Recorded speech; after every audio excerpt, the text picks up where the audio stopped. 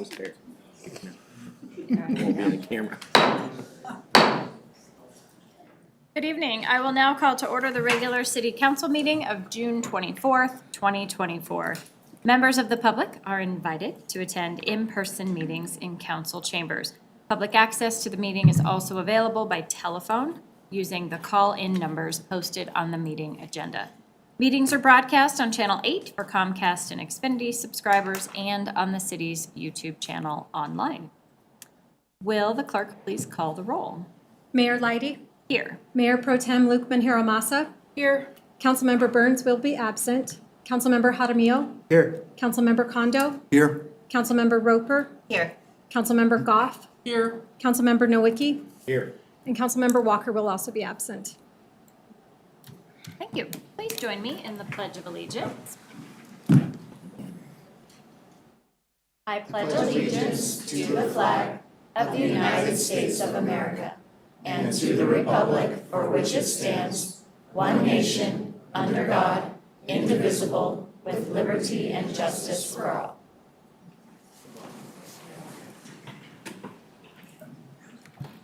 City Manager Guyer, are there any responses to resident inquiry? Nothing this evening, Mayor. Thank you. Are there any additions or deletions to tonight's agenda? Public invited to be heard. This is an opportunity for public comment on any item not set for public hearing. Statements are limited to 5 minutes per speaker. Statements must also be related to city business and limited to matters of community interest. City Clerk Small, is there anyone signed up to speak to council? Yes, there's one individual, Tom Lampo. Come on up. Please state your name and address and provide your comments to council. Hello, North Glen. I'm Tom Lampo, 3951 Jackson Way. It's good to be here, and I'm here to lift up North Glen to the Lord in prayer. We're living in unique times. What we're experiencing is not Republican versus Democrat, or pro this versus anti that, or any way you want to divide humanity or pit people against each other. It's good versus evil, and God has already won. Please join me in prayer. Heavenly Father, in Jesus' name, you are the God of North Glen, and we humbly come before you and ask that you make North Glen a beacon of your light.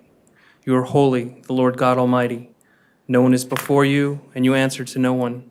No one is greater than you. Grace and mercy is the foundation of your love for us. Without these, we would perish and have no hope. You are truth. You possess all the truth, and you will reveal it all. In Proverbs 19:21, you state, "Many plans are in man's heart, but the Lord's decree will prevail." Man's plans will not succeed because you will step in and shut those plans down, and everyone will know you are the Lord of Lords and King of Kings. Father, I lift up our governments to you. In your great wisdom, you have established all of them to bring glory to your name. In Romans 13:1, it states, "Let everyone be subject to the governing authorities, for there is no authority except that which God has established. The authorities that exist have been established by God." You have placed the people you want to lead in the positions they are in. Your word is clear that they are subject to your authority. In Psalm 103:19 it states, "The Lord has established his throne in heaven, and his kingdom rules over all." You are the heavenly authority. Be with the individuals in our government, because the positions they have are very difficult. Touch their lives and guide them in their work. Give them your wisdom in their decisions, and grant them your compassion in their interactions. Father, bring unity to us. We need to draw strength from each other, and we need to strengthen each other. We need people with different opinions, different backgrounds, different beliefs to come together. The differences we have is not the fight we are in. The differences only serve to divide and weaken us when we need unity and strength. You tell us how to value each other in Philippians 2:3-4. Do nothing out of selfish ambition or vain conceit. Rather, in humility, value others above yourselves, not looking to your own interests, but each of you to the interests of others. Help us to see past ourselves and to find commonality in our humanity. And your victory is secure. In your name we pray. Amen. Thank you and have a nice night. Thank you. Thank you. We have one proclamation tonight and 2 presentations, but we will start down front. Council will join me.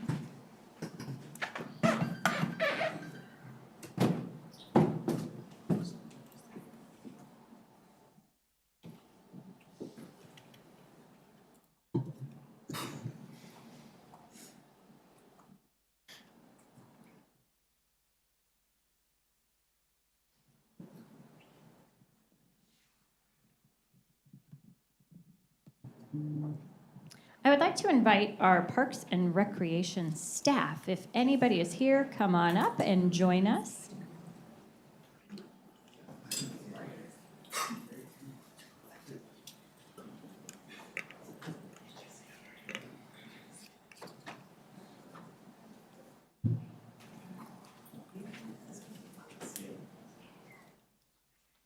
Let's do it. I love your hat. It's the best hat.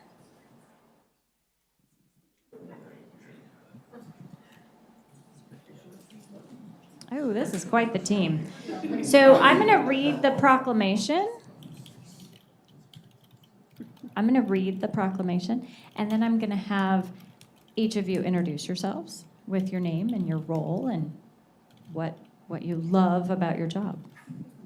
So be thinking about the prompt. Whereas parks and recreation programs and facilities are fundamental to the well-being of our community.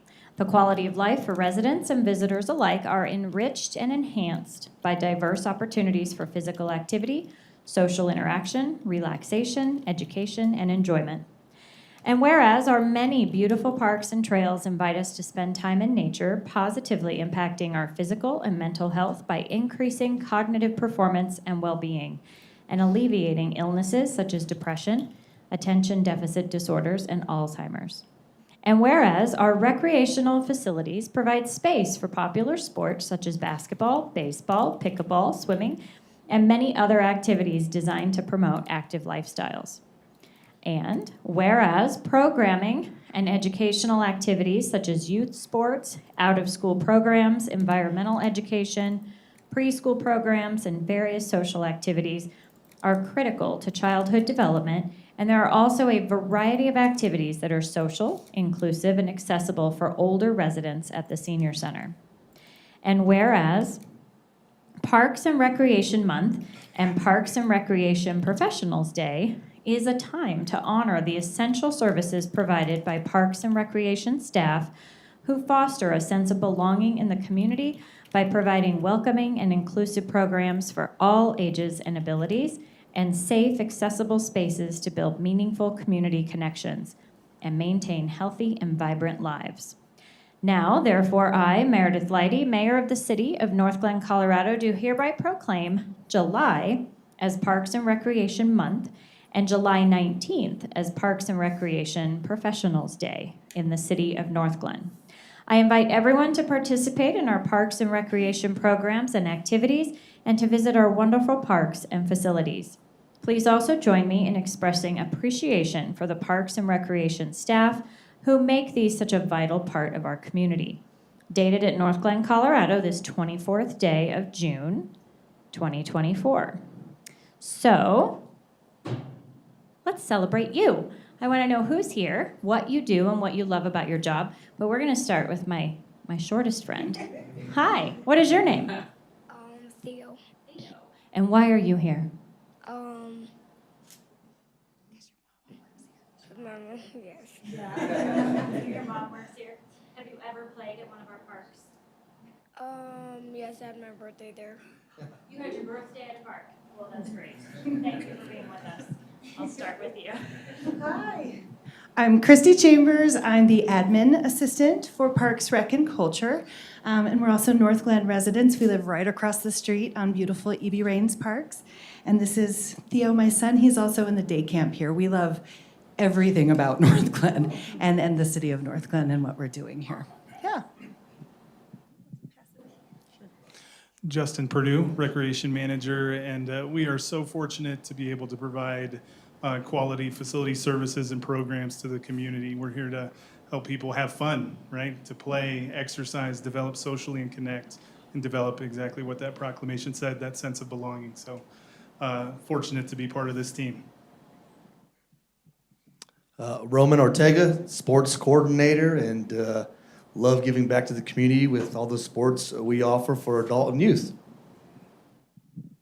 I'm Justin Mayette. I'm the Recreation Center facility coordinator, and I love working with all these amazing people every day.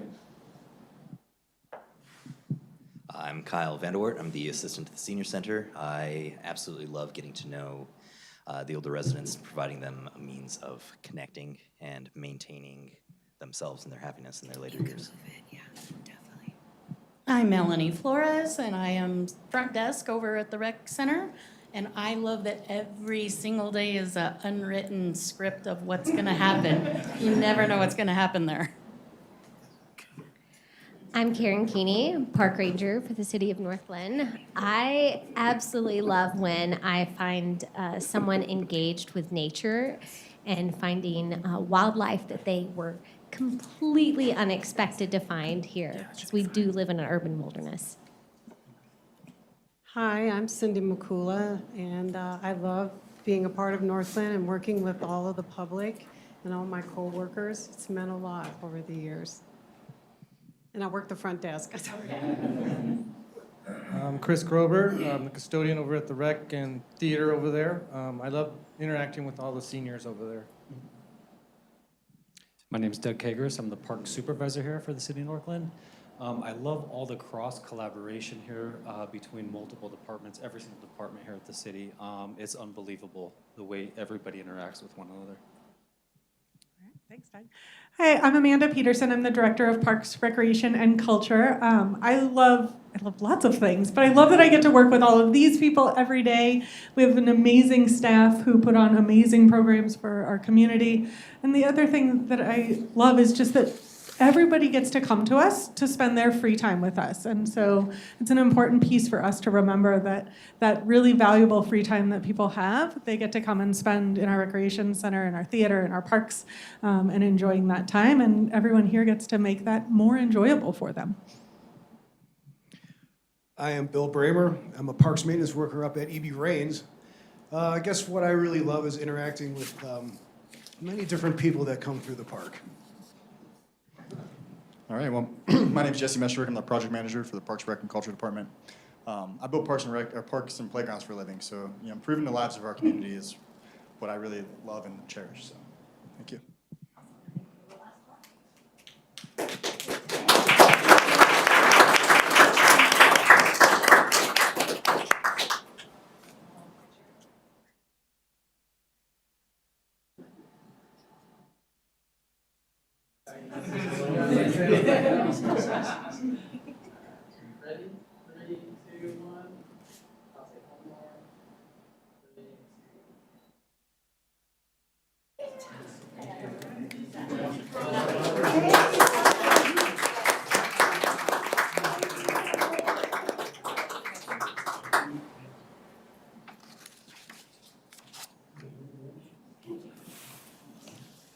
Okay, council's going to stay down front with me because this is one of our favorite things that we do. We love to celebrate our residents. And so the presentation, the first one tonight, is June Neighborhood Beautification Awards. And so our community outreach coordinator, Jenna Gregg, is going to join our council to help us present these awards. Can I come up and join you all? Sure, I think you Podium? there. So that there's a Sounds good. All righty. And is this all set up to go? Great. Well, hello, Mayor Leidy, council members, and everyone else joining us this evening. My name is Jenna Gregg, and I am the Community Outreach Coordinator for the city. I oversee the North Glen Neighborhood Beautification Program. So this program was established in 1998 to recognize residents who have done an outstanding job of making their homes and yards beautiful. The city is divided into 8 separate areas, and nominations are received from residents and neighbors throughout our community. Our 8 volunteer judges then make their way throughout each street to determine that month's winners. Winners are chosen by the judges in June, July, and August, so this is just the first of 3 throughout the summer. and they receive a large lawn sign to display for a month. Those are out and about throughout the city right now. Our city council then recognizes the winners, which we're doing tonight at the summer meetings, and then the winners will receive a framed certificate and a keepsake garden sign. North Glen residents can receive an award for the following categories: Yard of the Month and Waterwise Yard of the Month. So the Yard of the Month are awarded to traditional yards that have weed-free, well-kept lawns, healthy trees and flowers, whereas Waterwise Yards of the Month are awarded in accordance with our citywide water conservation. Less turf, more water-tolerant plants, flowers, trees, and shrubs. Additional use of rocks, mulch, and other landscaping materials. So, without further ado, it is my pleasure to present the June winners of Yard of the Month and Waterwise Yard of the Month. So if you have joined us in person today, please come up to the front after I call your name. We'll present you with your certificate, yard sign, and take your picture with council. Okay. There we go. All right, so first we have Dana Wendler at 3093 East 109th Avenue. Dana has not joined us, but we will applaud her efforts.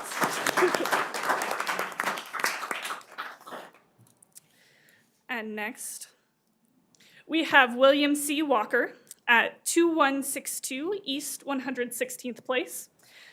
William has also not joined us this evening, but look at his lawn.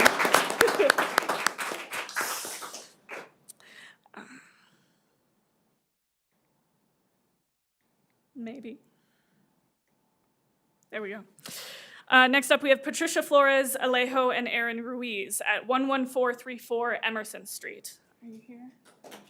Come on up.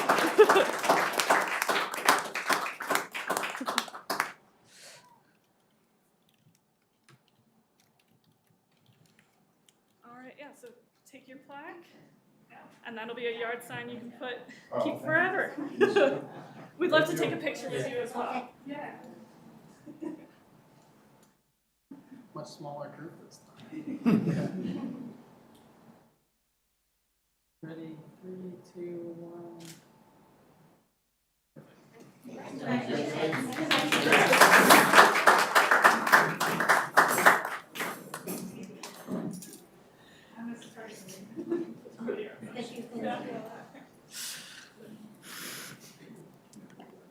All right, next up we have Larry Gallegos at 10752 Larson Drive. I don't believe Larry is with us, but celebrate.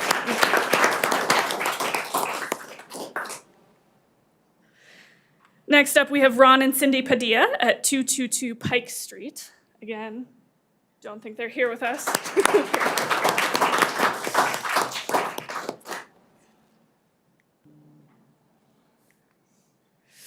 And next up, we have Jenny and Jerry Murphy at 1395 Clare Lane.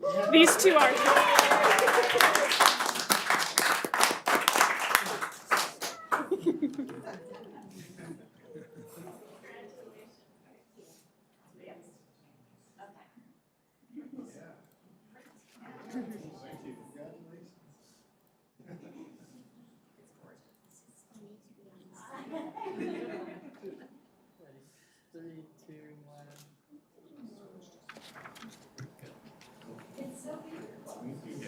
Great job.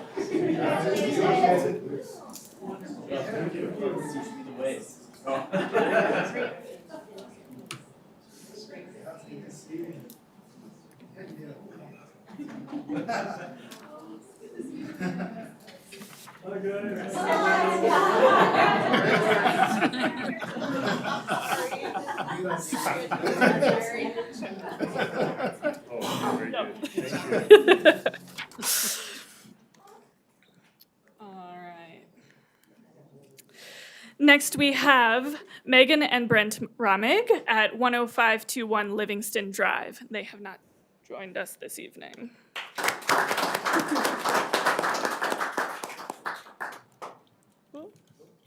Too far. Next, we have Wally Kenny at 10220 Melody Drive. He has not joined us this evening.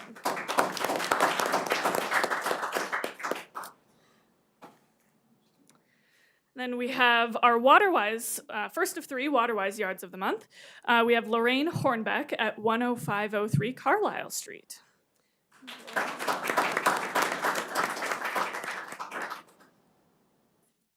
Another WaterWise is Felix and Estela Gandaria at 86 East 107th Place. Are you here? No.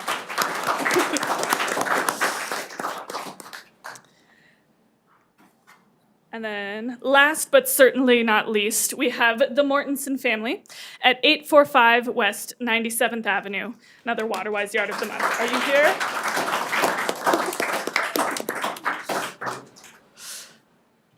Congratulations. That's great.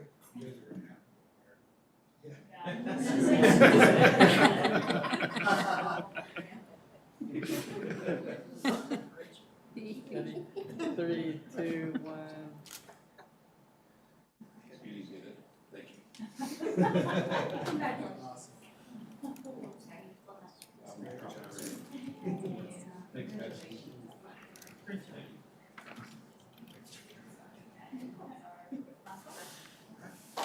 Thank you, Council.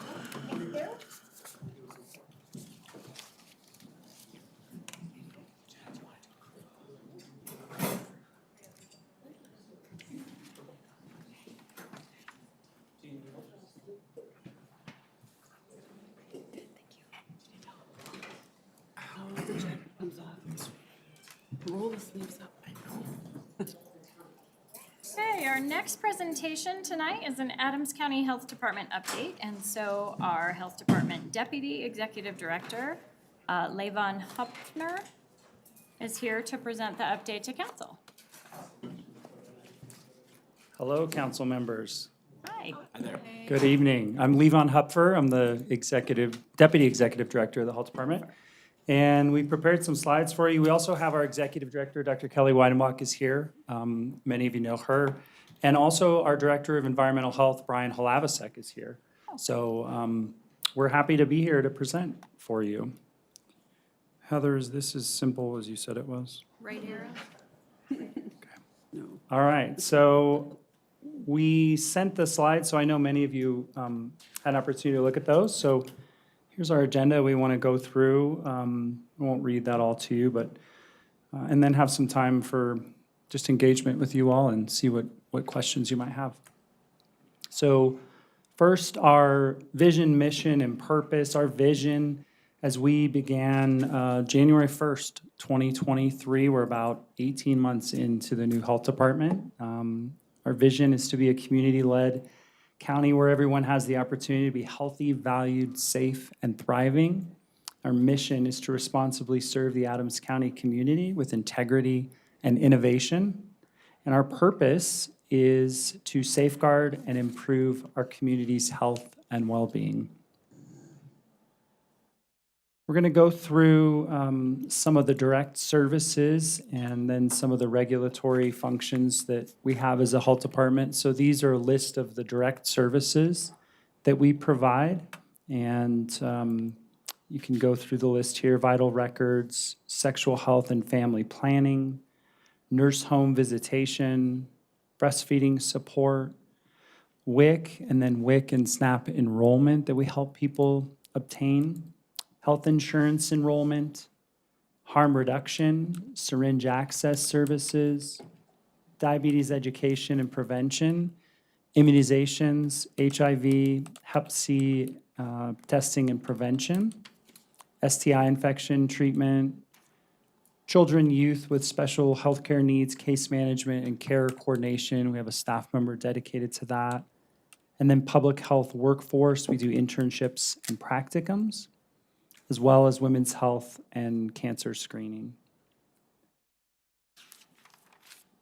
Different than direct care are the regulatory and emergency roles. So by statute, by law, we're required to function in certain capacity. And so these are the regulatory roles: food inspections, pool and spa inspections, solid and hazardous waste and landfill inspections, on-site wastewater permits and inspections, as well as industrial hygiene, We also do methamphetamine contamination remediation oversight, body art facility inspections, school and childcare facility inspections, vector-borne disease surveillance, radon testing, air quality monitoring, complaint investigation, infectious disease and outbreak investigation, public health emergency response, and of course, pandemic response, which we're all very familiar with after the COVID-19 pandemic, and then case investigation and contact tracing.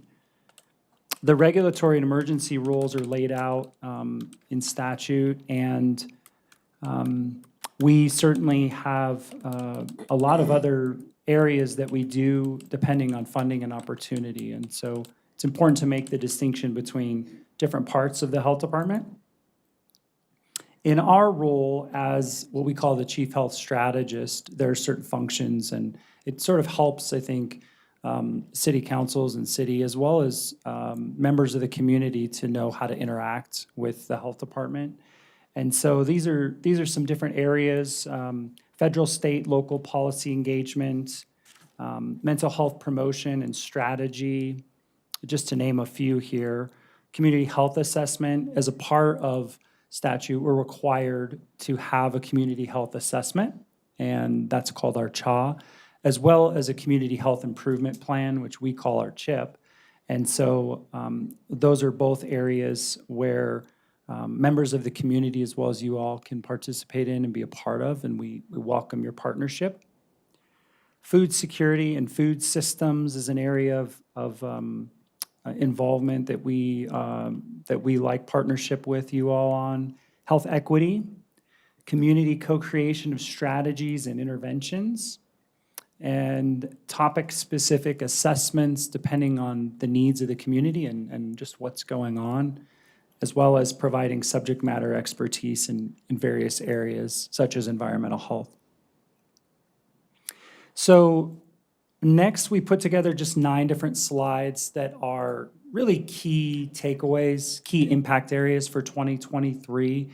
These are areas that are really important for community members and even your constituents as you talk to them, or if questions about the health department come up. These are some really key takeaways. So these 9 slides that demonstrate the impact that we had in 2023.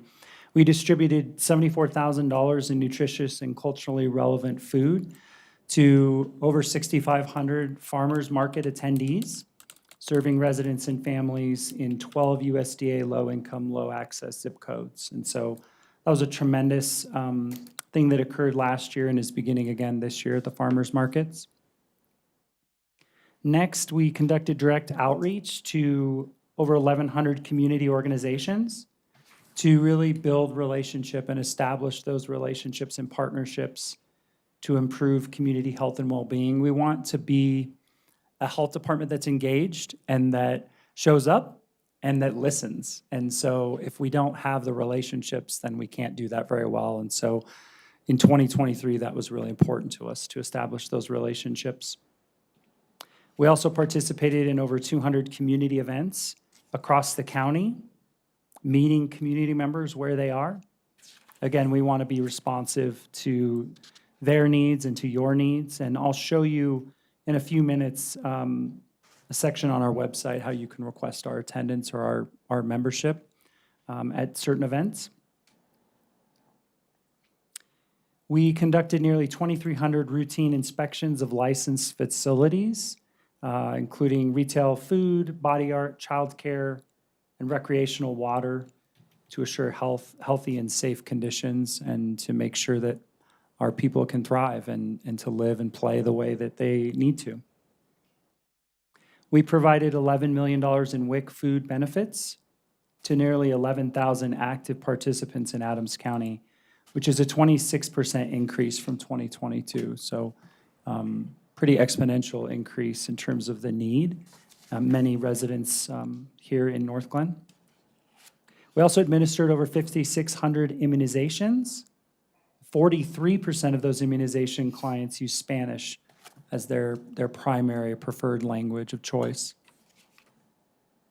We also served over 400 Adams County families with intense nurse home visitation programming to increase family resiliency in the home and ensure that people have their needs met through our programming. We provided comprehensive sexual health services to nearly 900 unduplicated patients, 80% of whom are at or below 100% of the poverty level, which demonstrates the need there. And we also expanded clinic hours for immunizations and sexual health services. Certainly, it's difficult for people to be in clinic from 8 to 5, and so we expanded those service hours to after 5 and on weekends, and expanded mobile clinic for WIC immunization and sexual health to rural Adams County, which is really important to meet people where they're at. This is what I mentioned earlier, the CHIP. It's part of our legal responsibility to have a community health improvement plan. And I just want to highlight the priority areas that came out because of the CHIP and hundreds of community members. You can see the list there. It's small, I know, I apologize, but we had dozens and dozens of community organizations as well as nonprofits and hospitals, city councils. Some of you all participate just in the development of our CHIP. And so the key priority areas, these three that arose, were economic security. The second is health and housing. And then the third priority is access to care. And so we use the CHIP to then drive the work in our strategic plan and ensure that things are all connected with our strategic plan and the needs that we've identified. And these are needs that I'm sure as a council you all have as well. There's a lot of alignment as we're going across the county and speaking about these priority areas.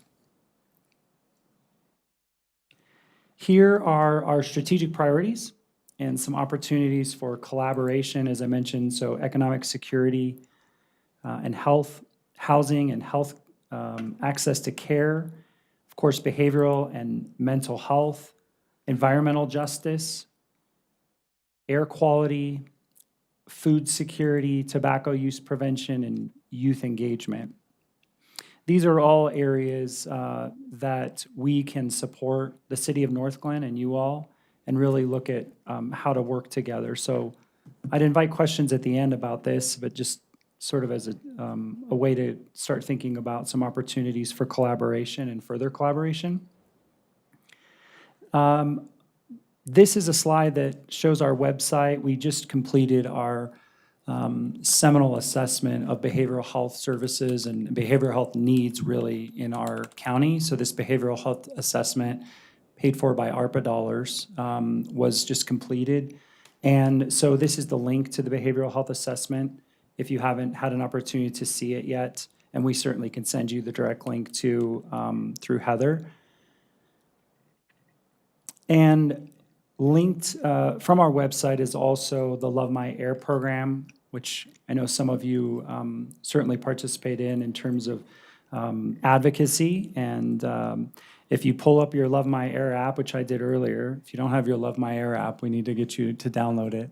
You have, as you probably know, you have two sensors. One is here, then one at the Northwest Open Spaces. And so you all have really helped us to champion that work. We seek to really expand the Love My Air program. This lists the partners on the right-hand side there, and then this is a map of the county and the different sensors. But if you pull up the app, you can have live and up-to-date air quality measuring the PM 2.5. So that's something that we're really excited to partner with you about. The mission and strategies for Love My Air, really to raise awareness, change behavior, make sure that people are empowered to make choices about their health, and you know, when there are air quality days where they should stay inside or try to drive, not to drive, or try to walk, things like that. So behavior change, as well as empower individuals to protect their health through that exposure and knowing the exposure so that they can reduce that. And then identify and pursue opportunities for programming or policy changes, which we're constantly looking for partnerships and collaboration on. There's the Love My Air partners there. You all are proud partners with us. As I mentioned earlier, this is a spot on our website, which we can send the link for, but through our website, you can go to a community engagement request form, and this is where we have municipalities and community members, residents, ask us to be a part of different events, different fairs, from large to small. And so this goes to a centralized database, and we take it from there and do our very best to see if we can participate and represent what we have in our services at your events. And so that's one way to engage with us and that we can partner together. Additionally, on our website, there's a data request form, and this is health data and GIS resources. And so we have the ability to create tailored reports and to really help depending on the needs and partner with you all if there are specific data needs. So this is a place on our website where you can go to ask for certain sources of data and work with us on tailoring something that might meet a unique need that the city of North Glen has. So all sorts of ways to partner. This is just our leadership team. Dr. Bernadette Albanese is our medical director. Of course, Kelly and I, and our leadership team.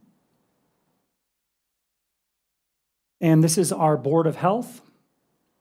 Again, established in August of 22, and then the transitional board up until that point when January 1, 2023, Tri-County closed, and then we opened our doors for services. So this is our 5-member board that's appointed by the Board of County Commissioners. We meet the third Thursday of the month at 5:30 at the Adams County Government Center. And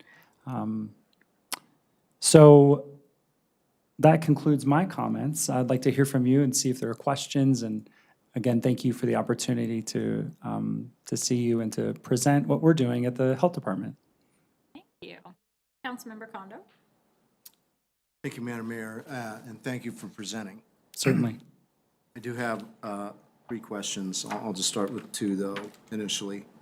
The radon testing, is that available for residents to test in homes, or are we talking about radon testing for larger facilities? We do both. We have radon test kits. Brian might be able to speak more specifically to the availability, but we have radon test kits. We had a grant where residents can reach out. Do we have more of those? I think we still have some available. Yeah. But we get grant funds from CDPHE every year to promote home testing where residents can get a kit and test. So residents can request through our office a test kit to take home, and the instructions are there, and they can send it off back to us, and we test and let them know the results. And we also have a staff member that does that out in the community for larger facilities or by request, depending on the needs. Certainly, and she does the lead testing as well, so it's something as an industrial hygienist that she does have the expertise to do all sorts of different testing that people might need. Gotcha, thank you. And then later this week on Wednesday and Thursday, as you may know, Brian Mason, District 17 is doing the Family Justice Center Roadmap brainstorming session, or they're calling it roadmap session.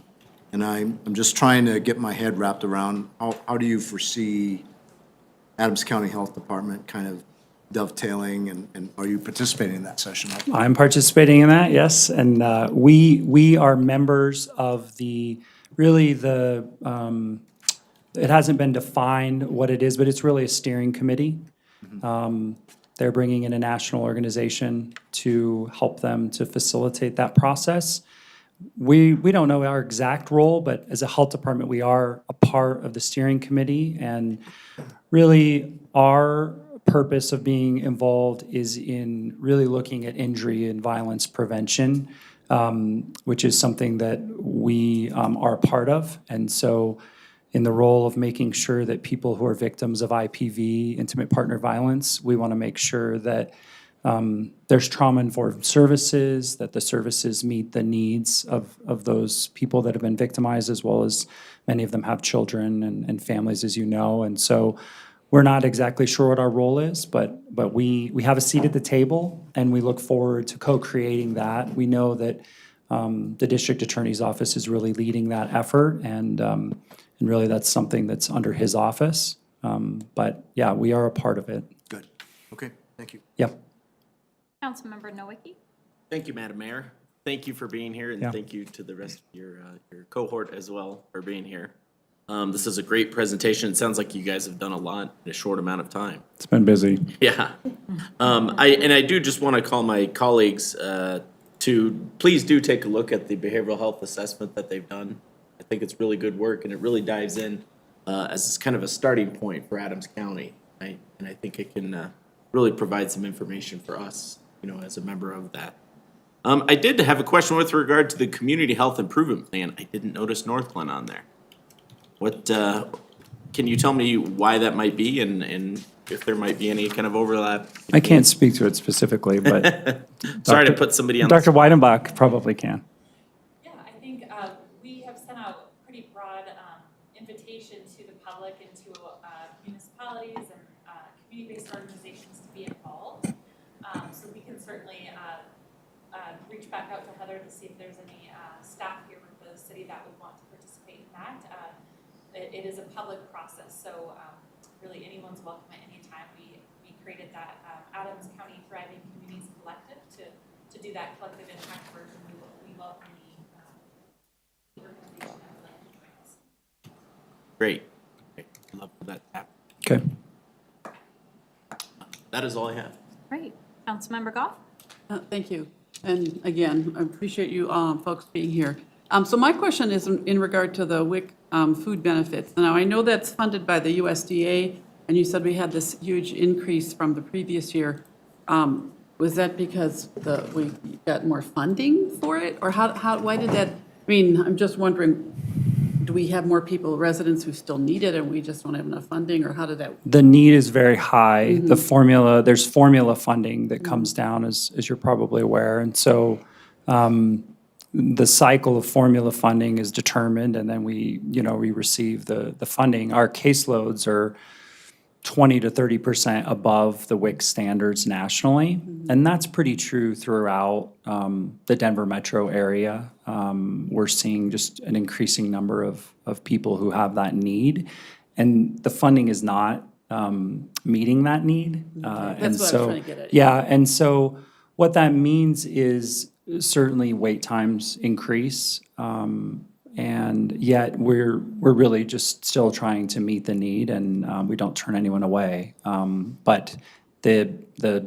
formula funding is not keeping up with the actual need that's occurring that we see in our county especially. Now, do you have ways to coordinate with nonprofits or food banks, or is it kind of left to people? For residents WIC? to go, to get.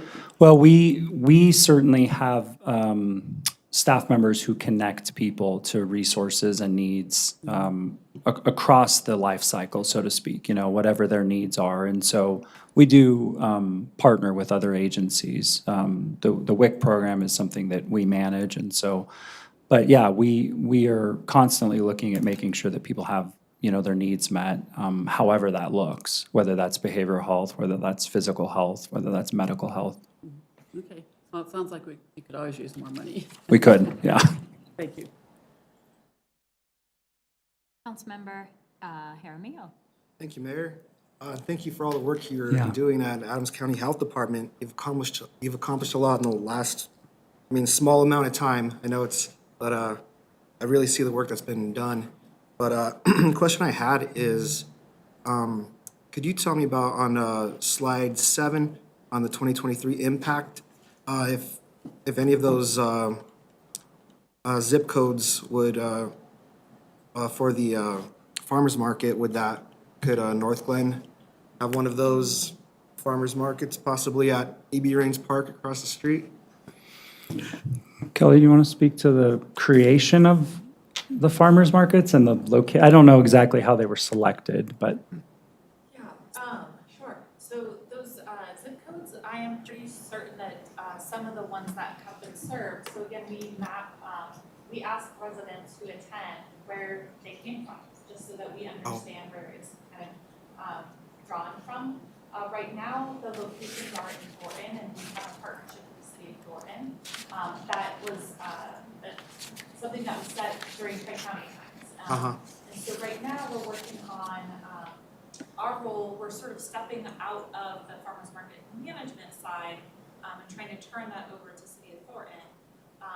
That then allows our staff to work more in the planning space so that we can look at, other communities that would benefit from a similar program.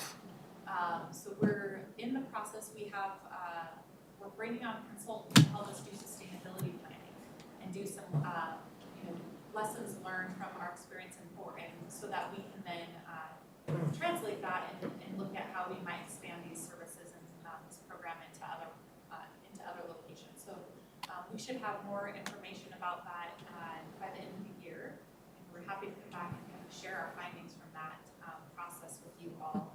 I think the way it got set up in the city of Thornton really was more just around a readiness. I think it's been running for several years. And again, it was just a readiness issue and willingness to partnership and a funding issue. So again, we're looking at how we can expand this program into other municipalities and look at the factors that help increase sustainability. And then I think there's some ability to kind of look at municipal readiness to kind of operate the farmers market or with other community-based organizations. We also have support from out-of-county services. So just looking at what does that look like, and especially as ARPA funding is kind of coming to a close, what might be available to sustain. Great, yeah, I can imagine Northglenn be a great municipality to collaborate with to make this happen, because many council members have had the vision in our strategic planning for farmers markets and things like that. So, yeah, if we can help create that collaboration, not only with the health, like the mental health, but also this here too, we can. yeah, we would love to. Yeah, absolutely, great. And I also checked out Love My Air. It's live. Did you get your app? It's awesome. I didn't get the app yet, but looking at it right now, and right where we're at a 14, which is good. It's a great. Yeah, Brian and I were looking at it just before I came up here. So yeah, That's awesome. Yeah, I'm definitely gonna download that it's a app. wonderful resource. You can set your favorites. You can look all throughout the Denver metro area and see all of the sensors. So it's great. That is really great. And yep, thank you for everything. Thank you. Just to stay on topic, I was going to compliment the Love My Air because the mobile version is so accessible. Isn't it good? And putting the favorites on there, I was like, I can just get a nice quick glance of how my day is going to go. So I thought it was great. Councilmember Roper? Thank you, Madam Mayor. Thank you for being here, and thank you for all the work that you do for our community. In your strategic priority, you talked about access to care, and then you also talked about immunizations for 5,600 people, which is incredible, and then 43% of those people were Spanish. Do you guys also have support for those newcomers or refugee families that might speak Pashto or Dari? Are they also being served by your program? We have some language services, but really it's a case-by-case scenario and trying to meet the needs. We do have language services, though, that are available. We're finding that most newcomers are predominantly speaking Spanish, but we have had people that need a different language, and so we're meeting that need through different language services. Thank you. Mayor Pro Tem? Thank you, Madam Mayor. Thank you so much for this presentation. Very, very informative. Excited, with all the things on the table, ready to funnel our way through. But I have a couple of questions on the public health workforce internships and practicums. That was really interesting to me. So I'm just curious who you partner with. Do you partner with like the community colleges, other colleges, with any of the CTE students like Future Forward? We have in our strategic plan really to build out our capacity. We want to be a learning institution and a health department that really supports the learning of students. And so those relationships are still new, but we're really in the establishment phase as a health department since we're 18 months into it, of establishing the relationships, the internships. We're getting ready to complete a contract with CSU to sign an agreement for interns to come and work with our harm reduction team. So that's forthcoming this fall. But really our intent is to be a health department that really embodies a learning-focused center and make sure that students can come and learn and grow in the field of public health, as well as all of the other areas of specialty that we have, as we have 6 different divisions with various leaders and subject matter experts. So really looking to expand that. Front Range Community College, their new president, came to meet with us and our nursing team and really begin those conversations. That was about 5 months ago. And so those are really forthcoming, and we'd be happy to come back and continue to report on that too, but also open to other connections and opportunities that you may have. Absolutely. I know the Adams 12 Future Forward program has a pretty robust different types of training specialties for kids who then end up, working in those fields of employment or pursuing education in those fields of employment. So I think it kind of goes hand in hand also with your youth initiative, Yeah. I think. So that's a partnership worth looking into. Yeah, we have strong connections with the school districts and with the ways in which we can help students to provide career options and career paths for them that don't necessarily involve college if people choose otherwise. So, yeah. Absolutely, that's the wave of the future Right. for a lot of folks. And along those lines, I have a couple more questions. There was talk of a youth advisory council being set up. Do you know where that is currently? If you don't know, that's okay as well. I don't know if it's finalized, but we certainly have interviewed students and have a Title X grant that requires us to have youth engagement. And we have multiple different areas of our department that have youth advisory groups that are either established or going to be established in the next few months. Okay, wonderful. I know some of our youth commission members were very interested in working with the health department. And Michael Ruddock, I believe, is spearheading that? Yeah. Okay, wonderful. Yeah, and he's taken some of them to the Capitol and done some events with them. We have a community engagement plan that is getting ready to be finalized for this year. Every October, we will reiterate and sort of revamp that year by year. And so that's something that we are looking for youth, as well as any other members of the community who would like to participate in our community engagement plan. We would welcome that, and I can get that information to Heather to pass along too. I think that would be wonderful. Yeah, we'd and love to then- have them. They're great. They're a really good group of kids, and I know they're very interested in that type of collaboration. And then one, I guess, last question that kind of wraps up. I sit on a congressional board with Congresswoman Caraveo, and issues in the Latino community are super important, especially when you see 46% have Spanish as their preferred language. I'm wondering what type of work on the federal level is happening right now between the health department and, let's say, our congressional representatives in terms of funding or programs, or what is the need there specifically for the Latino population?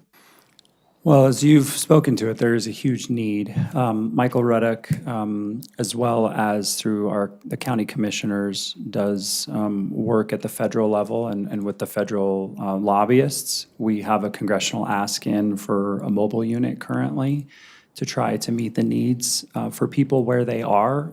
Instead of having them come to us, we go to them. And when I mentioned earlier, the community request form, that would be a good way to engage with community, that somebody reaches out and says, we'd love to have your mobile unit. We have 2 mobile units currently that can go out and serve the community. So we do Shots for Tots, and we go to the Mile High Flea Market, and we try to meet people where they're at. So the question is big, and it's multifaceted. We have strategy really at the local level, legislatively with policy, as well as at the federal level to address the needs. Part of that fits into our strategic plan, which fits into that need. We see that communities of color are disproportionately affected negatively, and we saw that pretty loud and clear through our behavioral assessment. But we see that just congruently throughout all of our data that communities of color are disproportionately affected, and that's something of concern to the health department, and it's something that we really are leaning into and really having conversations about how do we actually, we don't want to be a health department that just talks about problems and sort of, describes the problems. We actually want to dig in and try to solve the problems with community and with you all. So that's how I would answer that, but we can talk offline for sure. That's a great question, and it's a very, that's a big problem and a big question. So hopefully I answered it to your. That was a great answer, and I didn't know about the mobile unit, so thank you. Yeah. Thank you so much. Thank you, Madam Mayor. Thank you. Councilmember Kondo. Thank you, Madam Mayor. One last follow-up regarding Love My Air. So we were just at CML, Colorado Municipal League, and there were a lot of interesting sessions about big data analytics, AI, et cetera, et cetera. So what's very interesting, I'm looking at your portal, and it's very intriguing about seeing how, at least for the Civic Center, our air quality gets worse in the morning. It lines up with commutes. It's not every day, though, so it kind of tells you the story of maybe the hybrid working model. Yeah. But then it's causing me to wonder in my head, are you partnered with the Regional Air Quality Council or CDPHE, somebody to aggregate all of this information together so then they can kind of be able to characterize patterns of life? And, is there an opportunity here for big data analysis at the state level? There certainly is, and I'll let Brian speak to that since he's the expert on what's going on. But we do have partners at the state and the federal level looking at just the opportunity as you described it. Okay. That's all I needed to know. You don't have to get into it. I would But say there's a lot of conversation about how to leverage lots of monitoring that's going on, not just ours, but if you look at the map, there's other jurisdictions. So there's a lot of conversation about how to really take this data and do more with it. I'm happy to chat. Yeah. Would love an offline conversation. I sit on DRCOG. Okay. And so we come up with these very big plans about emissions reductions. And one of our challenges is the metrics. How do you measure it? And so I'm looking at that. It's like, yes, this is how we're measuring it. I wonder if there's a way to tie that in. Not for tonight. Thank you. Thank you. Councilmember Nowicki. Thank you, Madam Mayor. This isn't a question. I just wanted to make a plug for, you were talking about kind of pursuing educational opportunities for students going forward. Want to make a plug for social workers. I didn't see any social workers in the leadership team. So, maybe kind of training some social workers. I know quite a few that would probably love to get into health department work. And that it would be, I think their kind of person and environment perspective offers kind of unique perspective for the health department. So, yeah. Thank you. I know MSU Denver and DU have pretty good social work program. Thank you. And that's the final question. Thank you. Thank you so Thank you, much. council members. I appreciate all the questions. Thank you. Thank you for the update. Have a great evening. You too. Okay, moving into communications tonight. Our Ward 1 friends are not with us, but we will start with Councilmember Nowicki. Thank you, Madam Mayor. On last Monday, we were gone for strategic planning. So I really appreciate being able to sit down with all of you in the leadership and city staff as well to, really dive into nailing down a strategic plan. And, I like the new format. So I think kind of working through that, I look forward to that. The North Glen Senior Organization, a few updates from them. They are still in the process of choosing a logo, so more to come with that. The Derby Duck will be held on July 4th, so you can go to that, and then it will kind of dovetail into our firework program. I sent you all the picture of Firequacker, the duck that they enter. Tickets are very affordable. I think it's a great kids and family activity. They will also be doing bocce ball, which, in my opinion, I consider a very manly activity. So they'll be doing the bocce ball at the Danahy Park at 10 a.m. on Monday. That'll be for seniors, and you can show up if you've ever been interested in learning how to do it. They have the equipment and instruction there. So, you know, if I can get the time off, I may dive into some bocce ball. Chief May will be at the Senior Center on Tuesday, July 2nd at 1 p.m. to play Crokinole. And I know I'm butchering that. Crokinole and yeah. So I still have yet to learn how to play that. So somebody knows.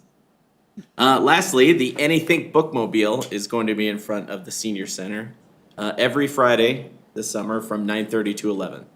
So now is a good opportunity to get your summer reading on. I attended the CML conference, as mentioned. A few of the highlights include being able to attend with Councilmember Kondo, the motivational speaker and former pro football player Justin Forsett. It was very inspiring, kind of, dealing with mindset and adversity. I also spent some time learning about ways that other cities in Colorado are addressing homelessness, particularly Loveland, Westminster, and some of the ideas there. And then also learning more about the role of economic development and the importance of attracting and retaining businesses in the city. Really fascinating.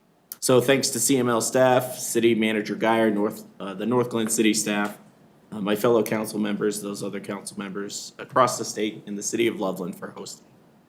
And I believe that is all for me. Councilmember Jaramillo.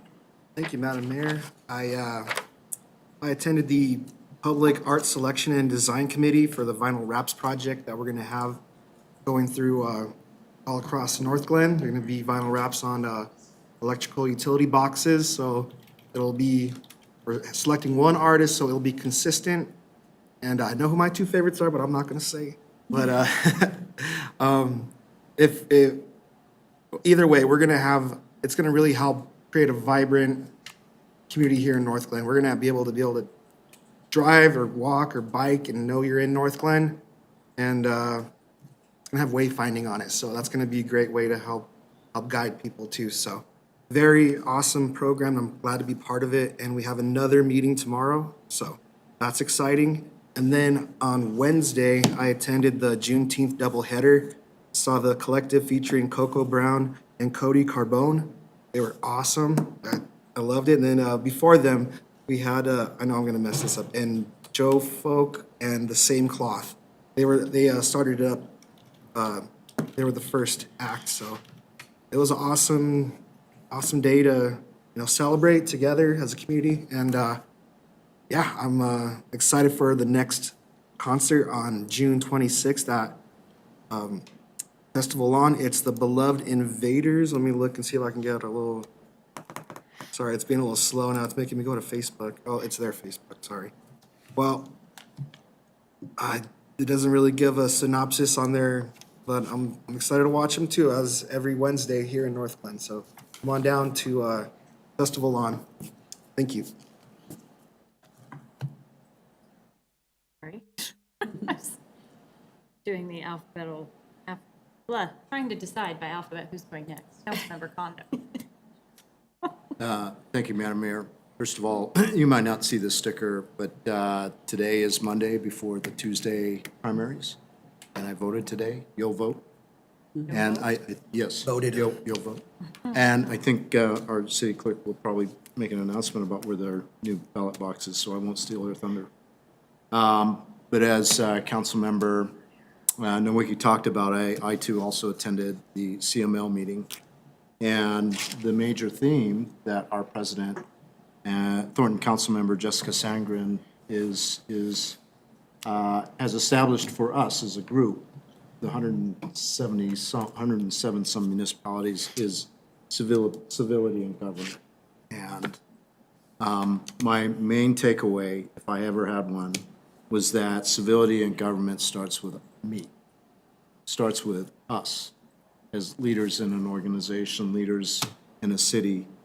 And I think that a lot of the breakout sessions and the themes really supported that sort of concept and idea, like active listening, which I can always work on.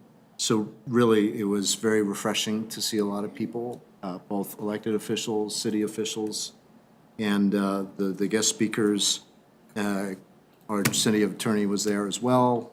And I think it's a great opportunity just to get really smarter and connect with folks to figure out how we can lead and be better at our craft.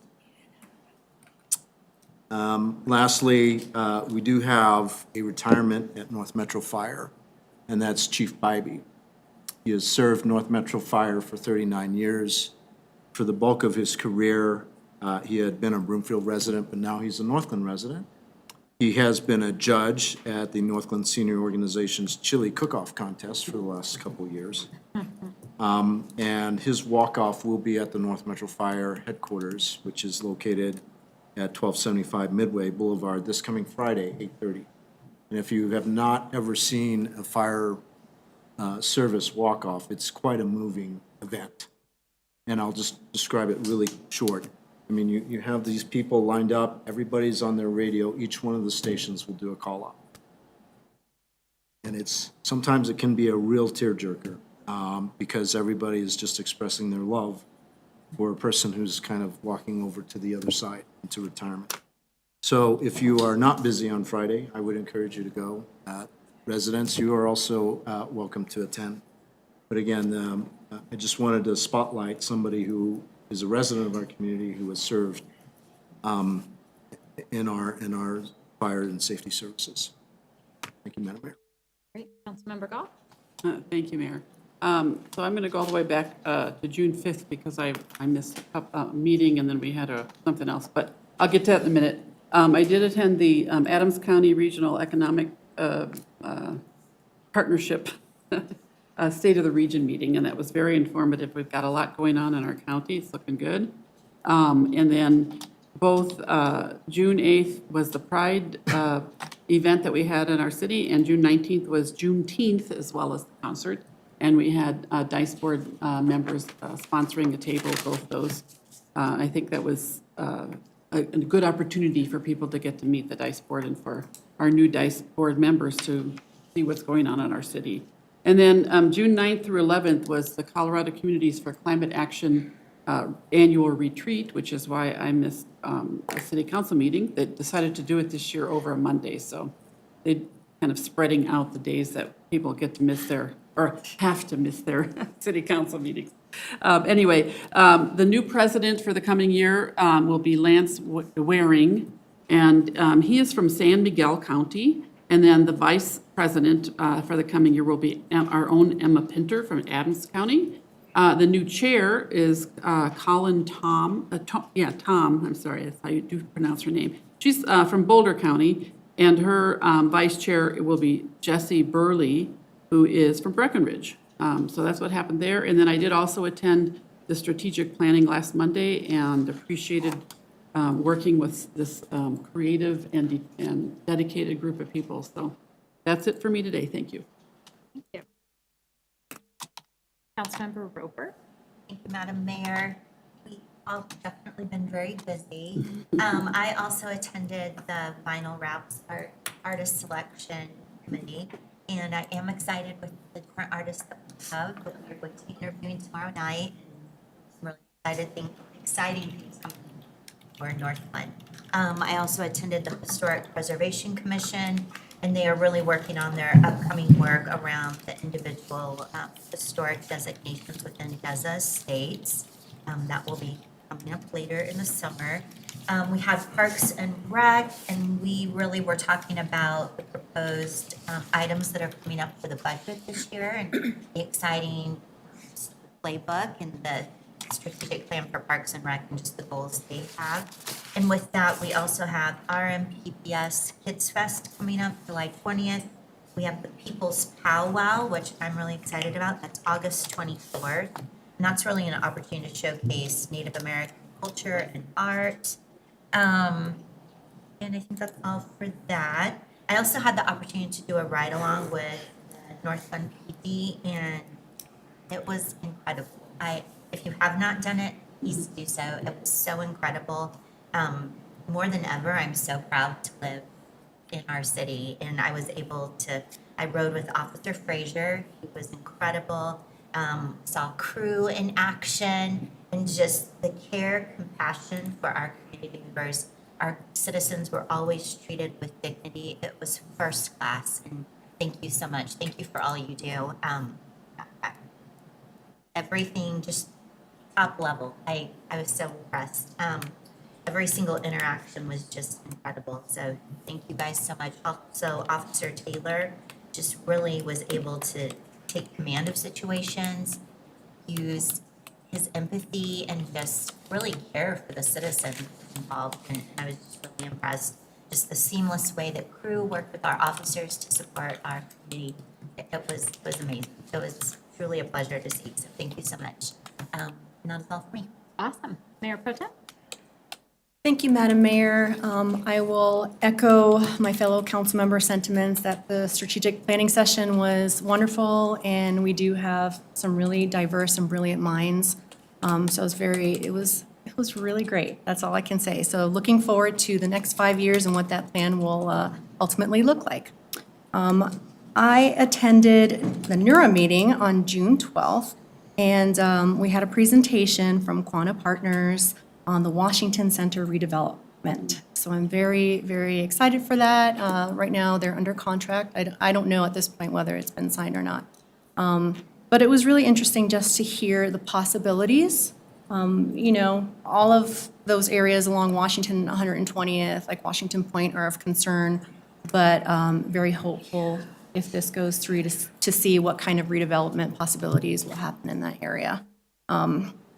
Let's see, we gave a grant to 11215 Washington Street for the micro suites. I believe they're being called something else, $15,000 big grant, which is for exterior developments. So those are the highlights from NURA.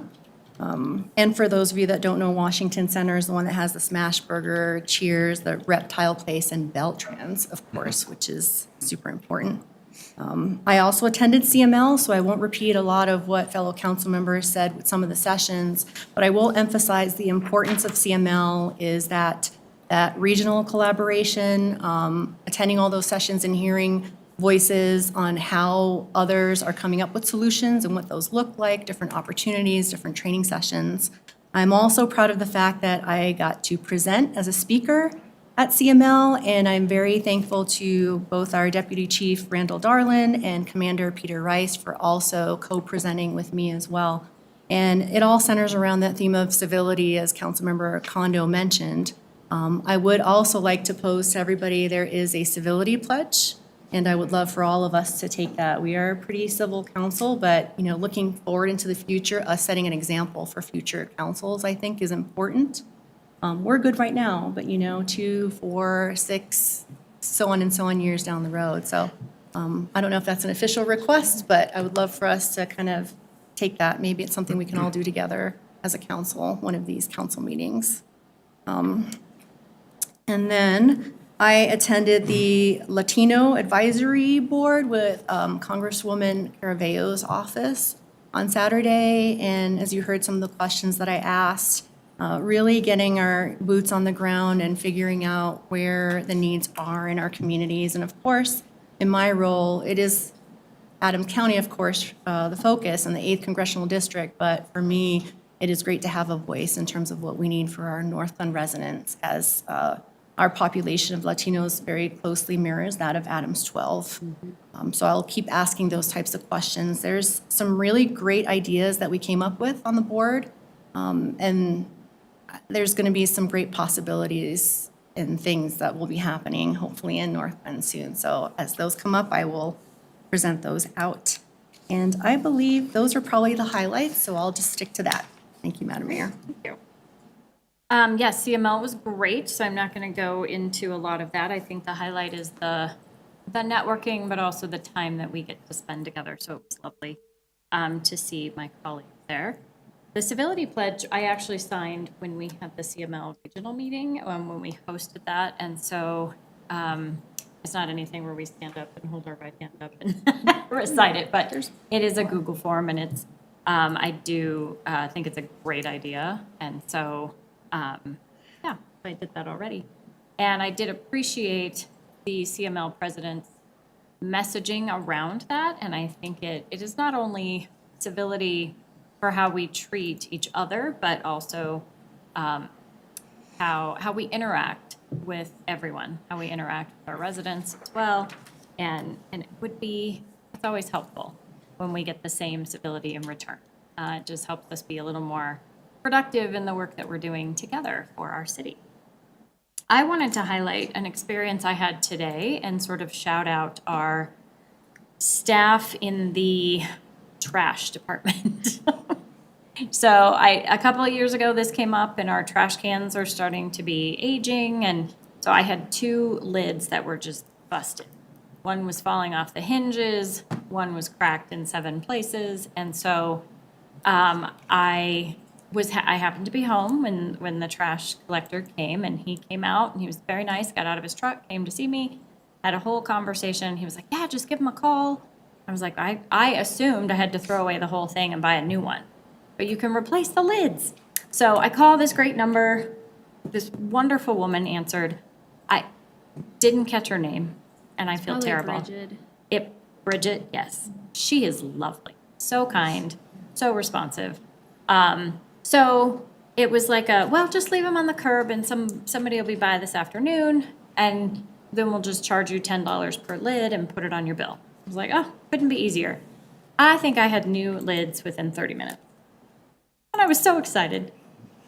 I mean, really, it's something small, but it was such an act of community service. So if there's like a wow for Bridget, she was so great. I'll give both employees. Yeah, but also the gentleman that came out so quickly, and new lids are quite just a lovely asset in my world.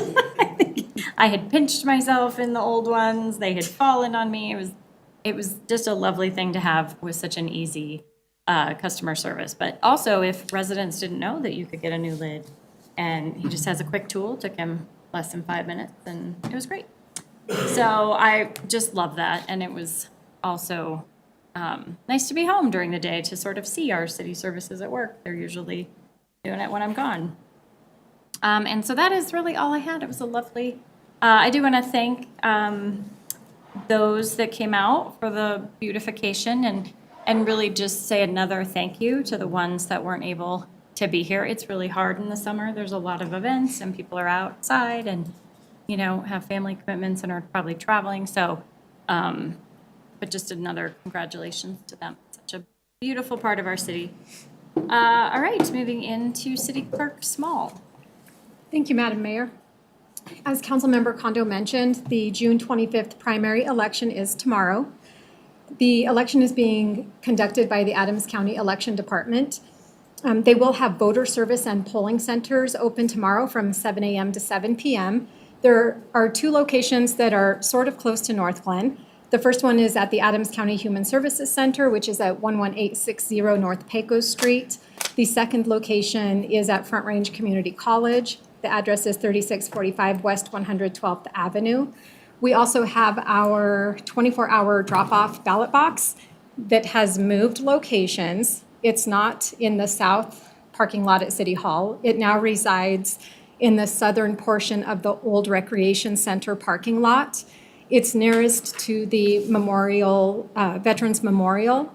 And so if folks will keep an eye out for the balloons along Community Center Drive, that will help guide you into the parking lot so that you can swing around and drop your ballot off by 7 tomorrow there. You can also call the Adams County Election Department at 720-523-6500. But if you need any assistance or a ballot, the best thing to do is to visit one of those voter service and polling centers tomorrow by 7 p.m. So that's all I have. Thank you. Great, thank you. City Manager Guyer. Thank you, Mayor. I have 2 items to provide an update to council on, so bear with me because I need to refer to different sets of notes. Councilmember Walker asked me to share this update with council. Last week, I had provided an update to council about the portalet request of Thornton, so this is on that subject. Thornton has agreed to move some portalets over towards where the people congregate in Fox Run. However, this is on the east side of Fox Run, which will be extremely busy during the show, and I do not believe people will cross the street to use them, especially up in North Park. I would like to request consensus that we place 1 or 2 portalets in Central Park and North Park. I'm requesting this on behalf of a resident and the many people who use our parks to view the Thornton fireworks show. A majority of those people are residents, and I believe this is a show of good support towards Thornton. So the request is to provide that we, the city of North Glen, provide a couple portalets at both North Park and Central Park. Does I count? think that's a great idea. Okay, thank you. We will make arrangements for those. The second piece, I do have a memo to hand out. I'll share this with Joanna to hand to council. This memorandum, I'm required to provide to council per our emergency procurement process. And so this is a detailed memorandum to me from our Amanda Peterson, Director of Parks, Recreation, and Culture, regarding the April 30th incident at the Recreation Center involving a parked vehicle that where an individual accidentally accelerated into the tot lot fence. And so this memo summarizes the incident. As you see in the first paragraph, no one was injured during the incident. However, the fence did sustain significant damage. And so we do need to replace that fencing. If you flip to the financial considerations on the back page, the cost for replacement of the fence and associated site work is $130,000. And Sursa, our insurance carrier, authorized a claim of $123,348 with a difference of the $6,652, which is the responsibility of the city in addition to our $25,000 deductible for a total of $31,652.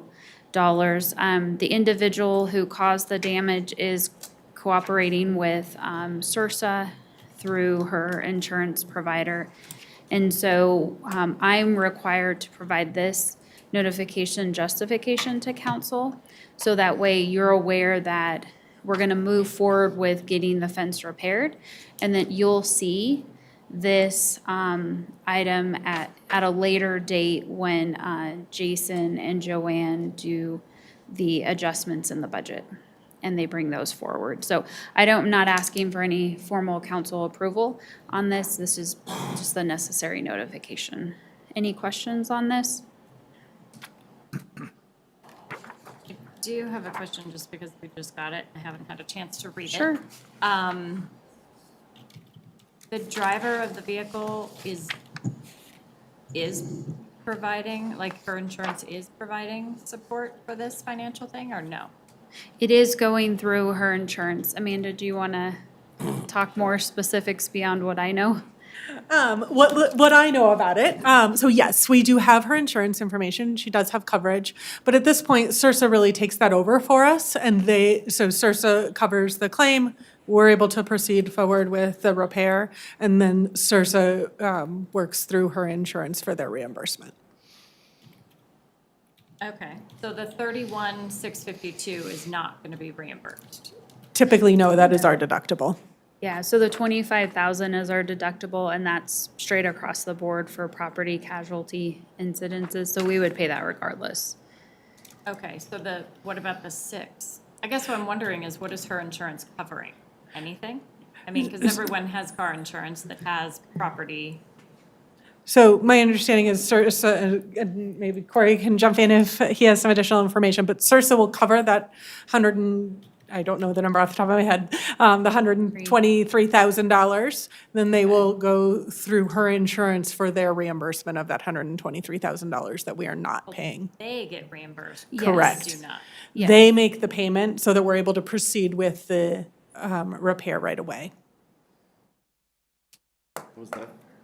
I know, I'm not understanding that Corey, piece, so can I you- just need anything? clarification. Well, no, Add to so that? the CIRSA will pay, and then CIRSA will seek payment from the other insurance company, but it doesn't happen immediately, and we needed to get the fence done immediately. Yeah. So CIRSA pays and then goes after the insurance company for reimbursement. Okay, so I guess I'm picturing this if somebody ran into my house, right? Same kind of thing. And my insurance would take over and do all the negotiating. But if I was a victim, I wouldn't have a copay. Does that make sense? So I'm just trying to understand, or I wouldn't have a deductible or. and You I- may, actually. Okay. If somebody's at fault and hits my car, I don't have a deductible. So I guess I'm just trying to understand how this is different. I think CIRSA will try to get back our deductible as well, but that's going to be a fairly long process. Got it. Oh, I'm totally fine moving it forward because emergency-wise, we have to get it fixed. I just was assuming that in the getting the money back, we would also be a part of that. I am not a part of that. Not you. Oh, but- I'm sorry, okay. It's a I meant- separate process that even we're removed from that CIRSA takes care of, but then they report back to us in terms of whether or not they receive that money. I mean, oftentimes, we have situations where someone doesn't have insurance or Yeah. it is what it is and we end up paying out our deductible. Yeah. So they will pursue recouping the damages, but because this is an urgent repair, this process may feel a bit disjointed in terms of the fact that we've got to front money in order to get it done. I'm Yeah. totally fine with that. I just didn't understand the reimbursement. And we can ask, our risk manager has been working closely with CIRSA to get the claim filed, so we can ask him to follow up with the CIRSA rep as to what that would look like based on, and we don't necessarily know what exactly what their coverage is, if it covers the entire amount, et cetera, but I can ask if they have any of that information they can share with us. And then just to clarify, that additional 6,000 will not be covered. We're choosing to do an additional post in the center. Although the fence did what it was supposed to do. It met the design standard. Just the leaning that I saw felt a little too close for comfort. And so I'm choosing to add that additional bollard. Anybody else? Thank you. Thanks, Amanda. The only other update that I have for you, Mayor and Council, is that Jason Loveland, our Deputy City Manager, is moving forward 2 candidates for a Public Works Director process.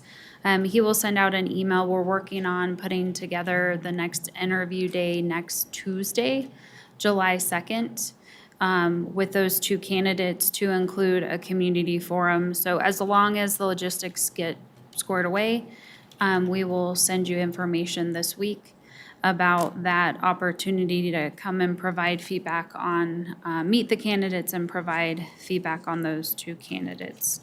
And that's all I have for you this evening. Great, thanks. City Attorney Hoffman? Good evening, Madam Mayor, members of council. As Councilmember Kondo indicated, I too attended CML. And without repeating what everyone else has said, I would say that from my perspective, the collaboration with other city attorneys and deputy city attorneys across the state is incredibly helpful. Got a lot of additional information, spent a lot of time talking about home rule and land use bills.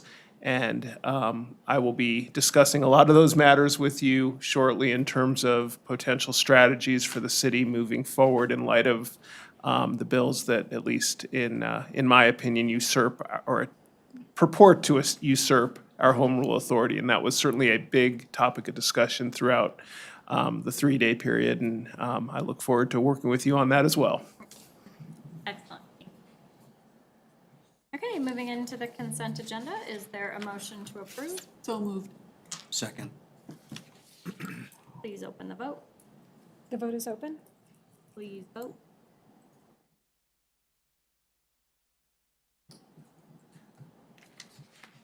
I will close that vote, and the consent agenda passes unanimously. Thank you. We have a few resolutions tonight. We'll start with CR 109. Will the clerk please read the title?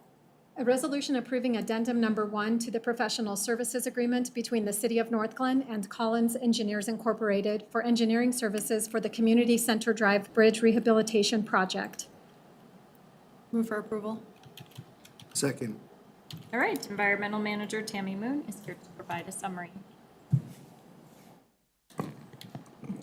Good evening, Mayor, council members. Council Resolution 109 is a resolution approving the first contract addendum with Collins Engineering for the design work for the Community Center Drive Bridge Rehabilitation Project. The addendum is an $18,000 addendum to the existing contract for a total of $160,355 for the work that Collins is providing. The additional $18,000 is necessary to cover work that was done by Collins in order to design 5 or 6 different traffic plan configurations to handle the flow of traffic along Community Center Drive during the construction of the bridge, including potentially closing the bridge during portions of that work that's being done. These traffic plan designs were done at the request of CDOT and in conjunction with North Glen's engineering staff. So the work will continue to move forward, and they do have a full design, and a bid for the contractor will go out at some point in time here in the near future. Staff does recommend approval of the addendum to this contract. Excellent. Any questions or comments? Okay, please open the vote. The vote is open. Please vote.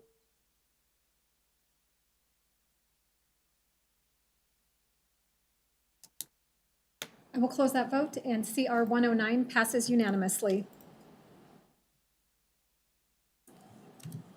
Okay, CR 113. Will the clerk please read the title?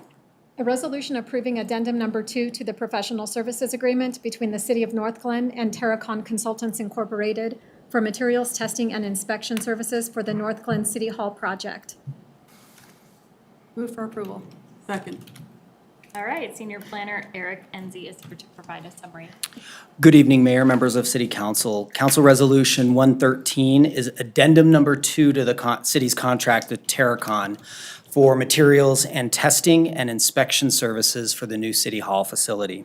The contract amendment will increase Terracon's contract with the city by $17,655, raising the total contract amount to $116,264.38. This additional scope is to accommodate additional testing for compliance throughout construction, including structural steel, wood, and wood-to-steel connection points, concrete flatwork, subgrade concrete, and additional grading testing. This amount is actually covered under the $33.8 million budget for the City Hall, so there's no increase in the overall budget for the City Hall itself. Staff does recommend approval of this, and I'd be happy to answer any questions you may have. Any questions from council? Thank you. Please open the vote. The vote is open. Please vote.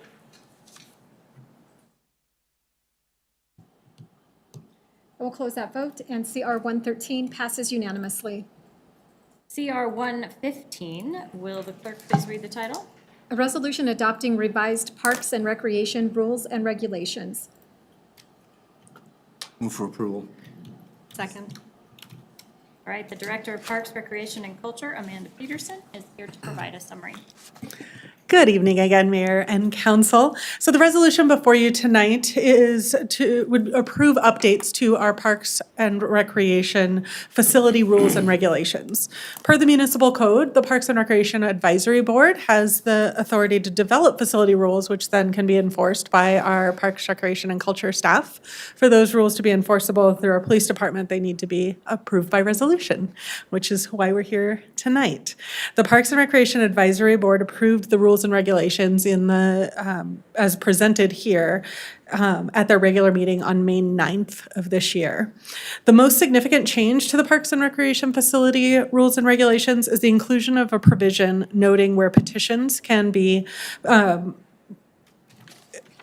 distributed, community members can engage in protest or education, and leaflets or handbills can be distributed. There's a map included in your packet that shows where those activities would not be permitted within the facility. And it's really within the facility, inside of the facility, and within 10 feet of each of the entry points of the building. This is in alignment with our state statutes, but really allows for staff and our community members to have a clear understanding of what areas are excluded from those activities. Other updates to the document are relatively non-substantive. They're things and they're all highlighted in yellow in your packet or in one version in your packet. Those changes include things like identifying our full facility name or all of the components of our facility. We didn't have the theater specifically called out. We didn't have Parks and Trails specifically called out, so did include those in this update. Additionally, we did note the dismount zones, which were approved earlier this year. So again, just a reference to another existing resolution. Staff recommends approval of CR 115 as it's presented, and I'd be happy to answer any questions that you may have. Councilmember Kondo. Thank you, Madam Mayor. And maybe this is a question for our city attorney when you talk about state criteria. And I'm just trying to figure out, is it from a fire safety perspective? People not congesting exits or? No, Can this you is provide more entirely a context? First Amendment issue. So the city has to provide an area for people to engage in protected First Amendment speech. State law is based on the cases that establish what's called the bubble, most frequently seen with, for example, Planned Parenthood, where there was a way for patients to get in safely, in this case, our customers to get in safely, our residents to get in safely, while still allowing for the protected speech. So this creates that area where, again, it doesn't infringe on someone's ability to get into the rec center and the senior center, and at the same time doesn't infringe on the First Amendment right of those seeking, for example, petition signatures to do what they want to do. Okay, understand. Thank you for that. No further questions. All right, thank you. Please open the vote. The vote is open. Please vote. I will close that vote, and CR 115 passes unanimously. CR 117. Will the clerk please read the title? A resolution approving an agreement between the City of North Glen and KECI Civil Incorporated for the School Zone Improvements Project at Malley Drive Elementary School and North Glen Middle School. Move for approval. Second. Okay, our environmental manager, Tammy Moon, is back.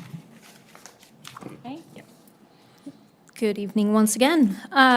Council Resolution 117 is a resolution to approve a contract with KECI Civil Engineering for school zone improvement work at Malley Drive Elementary and North Glen Middle School. Following the April 17th IFB process, the city received one bid from KECI for the work. The IFB originally covered 3 schools, but due to the very high cost for doing the work at 3 schools, engineering along with the school district have decided to move forward with only Malley Drive Elementary and North Glen Middle School. The school that was removed from the bid process and from this contract is the Studio School, and that will be included in the 2025 school zone improvement work. The total contract for the two schools with KECI is $708,893 with a contingency of 10% for a total for the project to not exceed $779,782. And staff does recommend council approval of this resolution and the contract with KECI for this work. And I will take any questions you might have. Councilmember Jaramillo. Thank you, Mayor. Thank you for all the hard work to help make this us. The question I did have is, it mentions in the synopsis about striping, but when I look at the itemized list on page 32 and 33, it doesn't mention anything about striping. Would it fit into one of those descriptions that are listed on there? That is a question that I do not have do not know the answer to. It is, however, something that I can come back to you with after I speak with our engineering team. Tammy, I can help answer the question. So I think it's just a different use of terminology. When you look at the breakdowns on pages 32 and 33, that itemization goes into a greater level of detail. When we say striping, we use it in the general sense of we're going to apply striping. You see detail here where you see removal of striping, placement. So striping is covered. Okay. So can I expect striping from Washington You to can. Irma? I don't recall a plan off the top of my head, but the improvements that Jason Loveland sent an email out after you requested that detail be sent out is what you will see. Okay. Thank you. You're welcome. Councilmember Nowicki. Thank you, Madam Mayor. This is kind of in a similar vein. Is there any way to get any kind of drawings or images as to what will be done? Yes, we did provide that. That's what Jason Loveland, our deputy city manager, provided maybe within the last month. So I can go ahead and resend that out in the morning. Okay, and that was attached to this? No, that was a separate email that was sent to council at the request of, I believe, Councilmember Jaramillo when we were having a different discussion. So we'll get you the plan Okay, for but each it of the schools, yeah. Okay, thank you. And it was referring to the stuff that's gonna be done at Yes. Malley and. Mhm. Yep, correct. Excellent, I will look forward. Councilmember Kondo. Thank you, Madam Mayor. And not sure if this is a question you can answer, but I'm just trying to, this is the first time I'm kind of seeing this sort of issue. So where we're making some improvements to the city infrastructure that benefits the school district. So it might be a better question for the finance director, but is there any cost sharing or how does that work exactly? Sure. So this particular project is actually being done in collaboration with the school district. The school district has committed to providing a third of the funding for this particular project. And so right now, engineering staff and the school district staff are working on developing an IGA to be able to do this work together. Okay, well, I'm really delighted that both sides have skin in the game, so to speak. So that's very encouraging. Excellent, thank you. Thank you. Please open the vote. The vote is open. Please vote.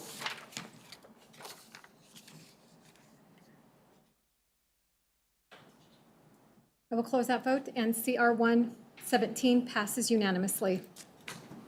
Moving into discussion items, we have a City Hall construction update for the month of June. Senior Planner Eric Enzi will provide this update. All right, good evening again. This is actually an update for May and June because, as you remember, we had the holiday there at the end of May. So we combined those two updates into one.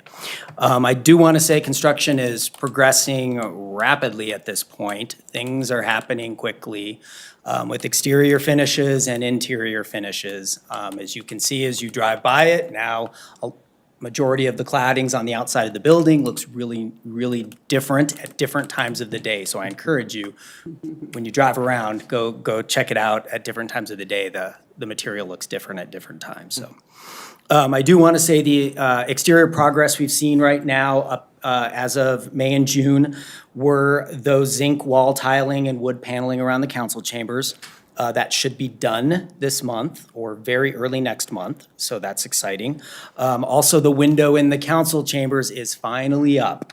So it does have a great view of the Veterans Memorial as promised by the architect team. So next time we get you out there, it's something to really look at. It's really cool. I do want to point out that the windows throughout the entire building have been installed and the vestibule has been installed. So they will begin testing of that, the HVAC system soon, so that'll be kicked on fairly soon as well. The solar PV on the roof is now fully installed. They're currently working on the south canopy section at this point, and then the solar should be done at that point. We did, like I said, have the heating and cooling system completed. The doors and glass has been installed in all the office spaces, and carpeting and tile work has begun. The council dais is taking shape, and it will get its countertops as well as some finishing touches here in the next month as well. This week, Jody Bliss and her art and her sculpture art is being installed. I think they're actually starting tomorrow, so that's going to be really exciting. I know they're working on a time lapse of the installation of it for posterity's sake, and that way we'll be able to post that for the public to see the install of that as well. We anticipate next month seeing the finishing of all those architectural materials on the exterior of the building, as well as that solar canopy. The landscaping concrete work, we are seeing installed now, but that will be finished up next month. We'll start seeing also the final lift of asphalt on Civic Way and North Glen Way, as well as the parking areas, so that final lift will go in next month. On the inside, we should see flooring and lighting installation complete next month, as well as the storefronts in the transaction lobby, as well as kind of some of the office spaces will be installed as well as the vestibule into the council chambers. So those should be done, taken care of by next month as well. We do have an update for you on the slab failure. That happened, I believe, sometime last year, but the builder's risk insurance, that's part of the contract between the city and our general contractor, FCI, is what is going to be covering the damage to that particular, the foundation. So based on the terms of the agreement with FCI and our contract with FCI, the city is responsible for the deductible cost associated with that repair work. In this case, the deductible for builder's risk insurance as part of this contract is $150,000. FCI did agree to contribute $50,000, so the city will be responsible for $100,000 of the deductible cost for repairs. I think the total cost of all of that foundation work is about $340,000 for having to demo that and re-pour all of that slab. I do want to point out a couple of upcoming dates for you all to keep an eye on. July 8th is when we are now looking at a tentative TCO, which is a temporary certificate of occupancy. What that does is allows for the installation of furniture, as well as some training activities that we can then conduct in the facility. What we'll probably see at that period of time is a completion of some punch list items that will be brought up, and that's typically something that happens and needs to be done before we can get a CO. We're anticipating that we'll get that CO, hopefully, fingers crossed, on August 5th. That's the date we have scheduled right now. And what that means is the building after that could be occupied fully by staff and open to the public. However, we are looking at furniture install happening at that point. So that's when the furniture will come in, we'll get that installed, and then we'll be targeting an official move into the City Hall sometime in September. I will, in next month's update, be able to finalize a lot of these dates as we're getting really close to the grand opening events, so we'll have those dates, as well as the grand opening schedule for you all as well. So stay tuned. Next month, we'll have a little bit more on kind of some of those exciting dates as we move forward here towards completion. I do want to remind you all, I think August 26th at 5 p.m. before your council meeting, we do plan to do a tour with council again. By that point, we should have a lot of stuff done in that building. It should really not be much going on in there. We'll have furniture install following that CO date in August. So you guys will actually be luckily in seeing kind of a finished product. So, but we'll work on all those dates and finalizing those dates here for the next month's update. I'd be happy to answer any questions you might have. I do also, before questions, I was gonna pass this around just so that you all can see. This is the chair color in the council dais, as well as the Northglenn logo that's gonna be embroidered on it, so. It's just kind of neat thing to see.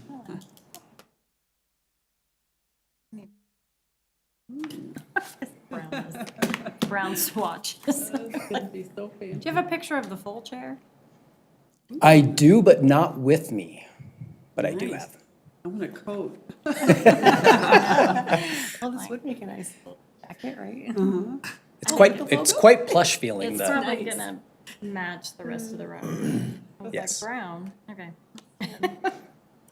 It'll be fine. Councilmember Goff. Thank you, Mayor. So this isn't really a question, it's just, I just kind of want to remind everyone here that we are in the process of having a climate action plan written. And I think that we have two things that we've talked about recently where the changes in climate have cost the city a lot of money. 112th Avenue and the flooding there, and then also that horrible rain that damaged the foundation that was being poured. So I'm really looking forward to that, and I just hope we all kind of, when we're trying to decide what to do in response to some ideas of that plan, that it could save us money in the long run. So, thank you. Councilmember Nowicki. Thank you, Madam Mayor. This is just a clarification. Everything looks really good. The pictures on the backside, I think it's the south side, looks, the garage area is kind of, I don't know if you call it the garage area, but the kind of patio area Yep. is coming together, and that looks Yep. real neat. You have here listed on August 5th that the building may be occupied by staff and the public. When is it actually going to be open to the public? Likely, I think we're targeting the second week in September. Okay. But dates will be determined as we get a little bit closer. We're getting to the point where the risk is getting minimal for some of these things, but there's still a little risk out there. So we'll have that date at your next meeting. Okay. And risk, to elaborate, means getting furniture in on time and things of that nature. Correct. Not beams falling on people's No, heads. no, no, not risk in the severe sense. Really ornate art sculptures collapsing. No. Great. No, please, no. Okay, so, and then I assume the public will be notified, there'll be kind of an activity where they can kind of show up, will we do one with the public? Absolutely, like Eric mentioned, he'll be able to share. We'll be able to really nail down those dates in the next month. We're being pretty conservative, not to get in front of ourselves. And the good thing about this project team and the way we're approaching this home stretch of this construction activity is that we're gonna be able to get through our punch list items and make sure that we've had the architect's eyes on the building, the contractor, I mean, everybody has their eyes on the building every day regardless, but there's a different process you go through at the tail end called punch list, and we wanna have all of that done before staff gets in the building, and then we have public come into the building and we host our first council meeting in the new council chambers. I talked to a few different people at CML who were kind of jealous of what we've got going on, so great work to everybody. It'll be so exciting when we can all walk through those doors for the first real time. It's going to be an amazing facility. You're really gonna feel the excitement when you walk through at the end of August. I Yep. know the mayor did a walkthrough tonight, and I can imagine that you felt the same way. So I did my mayor's monthly minute filming. Oh, I saw the hard hat when you came in. I have hard hat hair, I'm sure. Yeah, Neat. it's exciting. Yeah, any other questions for Eric? Thank you. Thank We you. appreciate the update. Eric. You can have those, thanks.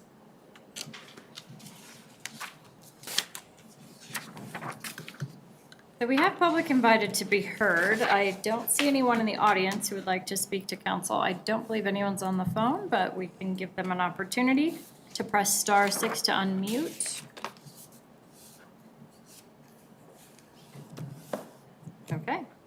All right, there being no further business, we are adjourned.